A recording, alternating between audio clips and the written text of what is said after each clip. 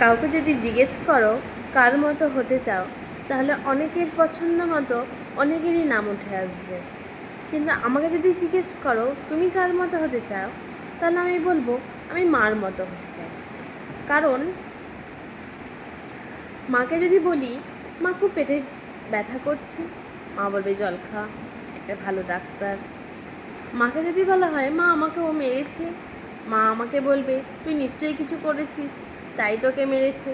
আর তাকেও বলবে তুই বা ওকে মারলি কেন, ও যদি কিছু তোকে বলেই থাকে তাহলে তুই আমাকে বলতে পারতিস, তুই সরি বল। আমি না সরি বললাম, তাকেও বলবে তুইও সরি বল, সেও সরি বললো। লাস্টে বলবে যাবে খেলতে যা। সুপ্রিম কোর্টের হয়তো বিচারপতি, তাই না? খুব ভালো একটা বিচারপতি বা উকিল, ঠিক আছে।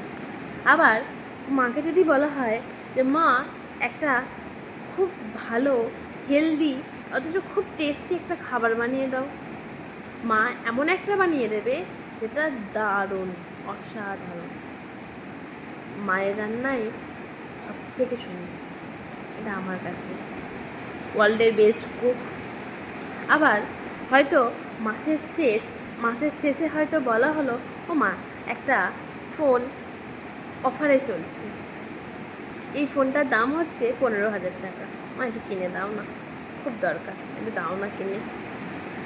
মা চালের ড্রাম থেকে 3,000, ফ্রিজের তলা থেকে 2,000, বিছানার তলা থেকে আরও 5,000 এবং আলমারির কাপড়ের ভাঁজ থেকে আরও 5,000 ঠিক বের করে আমার হাতে দেবে।